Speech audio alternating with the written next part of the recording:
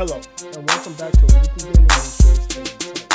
This is episode 131 for the week ending Saturday, December 15, 2018. Discord returns Friday against Epic Games Store. They announced this past Friday that started in 2019 they will allow developers to self-publish in their market and offer a 90-10 split. In the announcement, the company stated they decided after research that game distribution shouldn't cost developers 30%. Facebook and ZeniMax settle Oculus suit. After 4 years of litigation, ZeniMax and Facebook were able to come to an agreement. The suit was part of a ZeniMax versus John Carmack, where ZeniMax accused Carmack of violating the intellectual rights on a VR project he started while employed at ID Software, a subsidiary of ZeniMax. Facebook became involved when they acquired Oculus. Terms of the settlement have not been disclosed. Blizzard pares down Heroes of the Storm. This past Thursday, Blizzard announced they would be moving developers off of the MOBA to focus on other projects. Additionally, they have also announced they will shutter esports events, the Heroes Global Championship and Heroes of the Dorm, effective immediately, meaning they will not return for 2019. A Riot Games executive has been suspended for 2 months without pay for his role in the Riot Games culture mess. Chief Operating Officer Scott Gelb is alleged to have slapped men's testicles, farted in the faces of employees, and dry-humped co-workers. In addition to the suspension, Gelb will be required to complete some measure of training. Some developers are pulling releases from Steam or making them timed exclusives on the Epic Games Store. Some of the studios taking this tack are Team 17 for Genesis Alpha 1, which was to be released on January 29th. Double Damage, who announced that their game, Rebel Galaxy Outlaw, will be exclusive to the Epic Games Store for 12 months, and Coffee Stain, who's removing their game Satisfactory from the Steam Store to distribute it exclusively on the Epic Games Store. This is barely a week after Epic Games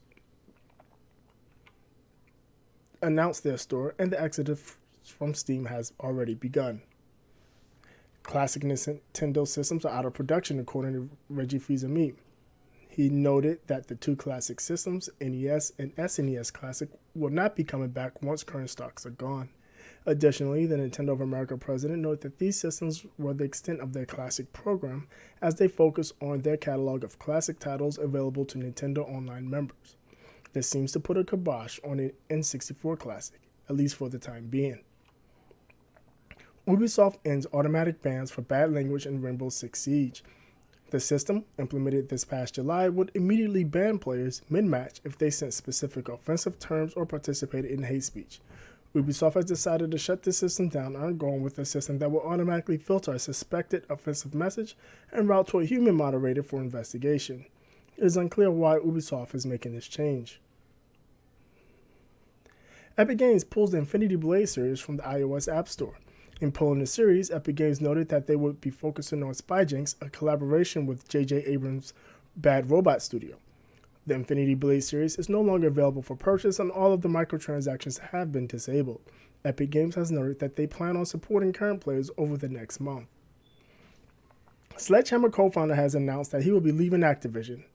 After first announcing he was leaving Sledgehammer to take an executive position inside Activision, Clint Schofield announced on Twitter that he would be leaving Activision. Noted it was time for him to move on. Epic is opening up Fortnite's cross-platform tools for all developers starting next year.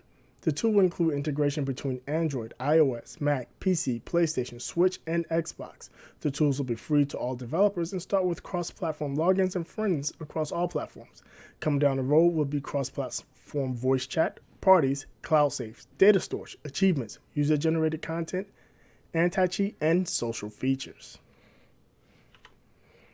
That will end this episode of our weekly gaming news shows 10 and 10. Before I sign off, I'd like to give a word to our sponsor, the new challengers. Super Smash Bros. Ultimate is heating up, and what better time to join a group to learn all of the ins and outs of the game. The new challengers is a burgeoning community of fighting game enthusiasts that offer one-on-one training, fight nights, replay critiques, and much more.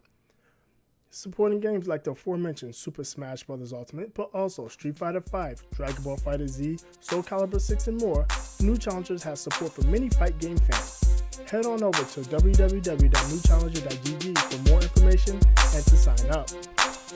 Finally, if If you'd like more details on these stories and others, join Trinell and myself for a weekly gaming news show.